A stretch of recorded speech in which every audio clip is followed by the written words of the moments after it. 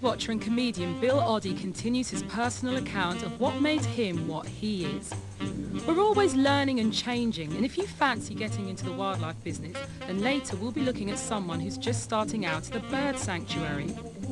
And you may find inspiration for change from tonight's Learning Zone.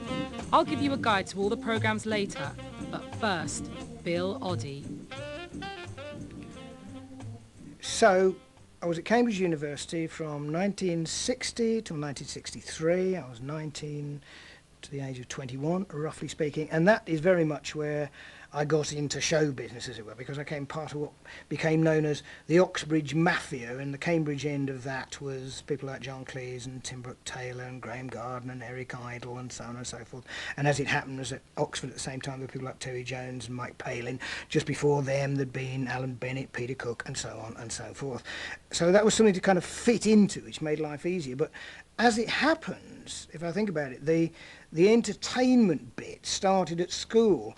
It's one of those cliches that people, comics as it were, are always saying, oh, you know, I used to get bullied, so I decided to make people laugh. This simply wasn't true in my case, because while I was small, I was exceptionally belligerent. If any bullying was going to be done, I was going to do it. But I didn't, of course, but I was quite a tough little blight. You know, so small. It's the best. No, it is. Yes, it is. Actually, the plus is, and I really think it was a plus at Cambridge, is that you're willing to take risks. You don't play safe, necessarily. You know, like, I've always felt that somebody in a northern club, I remember people talking to sort of the standard stand-up comics occasionally, who said they had to work northern clubs, you know, where they'd throw pies at you if you were no good, you know, so you had to do the jokes that they knew would go down okay, which tended to be the obvious ones and the dirty ones and so on and so forth. In a sense, they play safe, and you wouldn't take risks, you wouldn't dare. But in Cambridge, in this more genteel atmosphere, you didn't mind taking risks, and I'm absolutely certain that's why the sort of humour, like the Python-esque humour, which very much came from there, and John Cleese was contemporary of mine, and we used to do a lot of stuff together, and he wrote some marvellous things, which, you know, I saw come to fruition in Python and Fish Called Wonder and all sorts of other things I remember. Oh, I remember John trying that out at Cambridge, donkeys years ago. You'd take those risks because the audience would support you.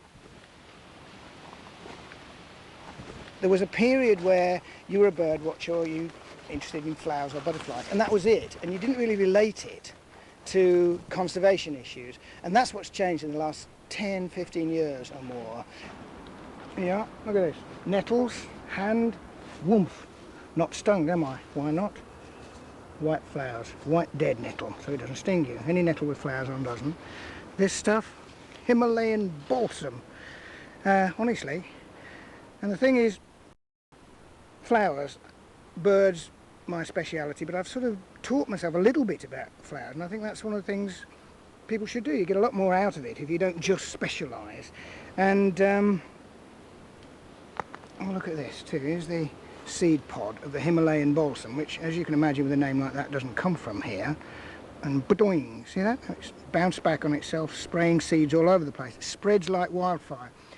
And that's a conservation message, because this stuff shouldn't really be here, and it chokes our native plants. So I'm actually going to yank it out, and making another point that I think anybody interested in any kind of wildlife should also get interested in the environmental issues, the conservation issues, teach himself something about it. I'm not an expert, but teach yourself something. In fact, it rather annoys me when people don't. If they say, oh, I'm just a birdman, I'm not interested in anything else, and I'm not interested in the general conservation issues. And some people still do that. I actually studied English literature at Cambridge. I actually got a very good degree. I'm quite proud of that, actually. I got a 2-1, which is an upper second or something. It's not quite a top, you know, not quite a first. I wasn't that swotty. But I think I'm proud of it because it's almost in defiance. Because I think people think I'm a terrible Philistine, which I am.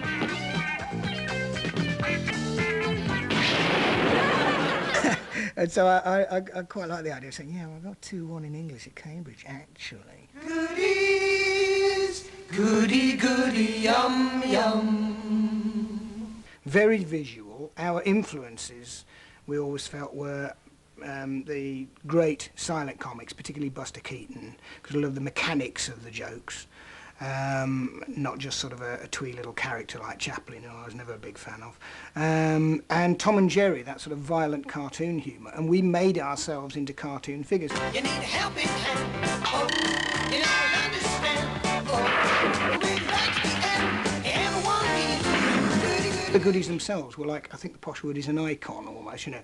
The silhouette of three blokes on a three-seater bike, the Trandom, was the Goodies, and that was a sort of trademark. And I think Graham and I in particular thought very visually in those terms. And I don't think it's a coincidence, perhaps, that both Graham is he and I are artists to a point. I don't mean that artist with a big A. I mean, we draw and paint. Graham is extremely good. I'm quite good. We both do cartoons, and we both, you know, I paint my birds and he paints other things and this sort of thing. I think that was part of it. I know this is going to sound a bit coy, but I do think of myself as a bit of a dilettante, you know, that sort of jack of all trades, master of none thing, because people are very nice about some of the things I have a bash at. I mean, like these paintings here, there's, you know, and they say, oh, lovely bird paintings, considering that I'm not a bird artist. And that's the way I look at it, because I'm not, you know, and I know lots of bird artists who are absolutely stunningly good.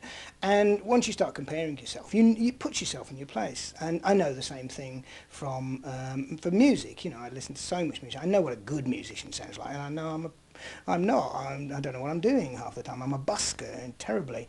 And it's funny really, I definitely regret that I don't have more technique, that I haven't stuck at things and really got the technique down and maybe specialised a little bit more on something.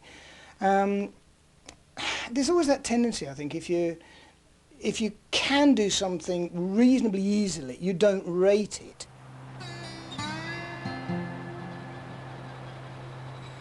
I'm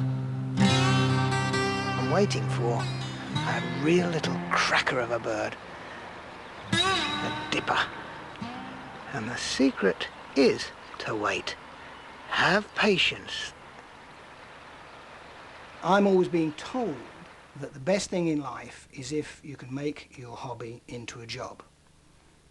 Note that I said I'm always being told that. I'm not sure that I believe it, but that's what they tell me. So I ought to be very, very happy, and I'm very, very, very cross with myself when sometimes I'm not absolutely certain, because the downside is sometimes that your hobby has become your job, so what's your hobby? So maybe I need to turn back and do comedy as a hobby or something like that. I'm not quite sure. I'm never quite satisfied, I guess that's it.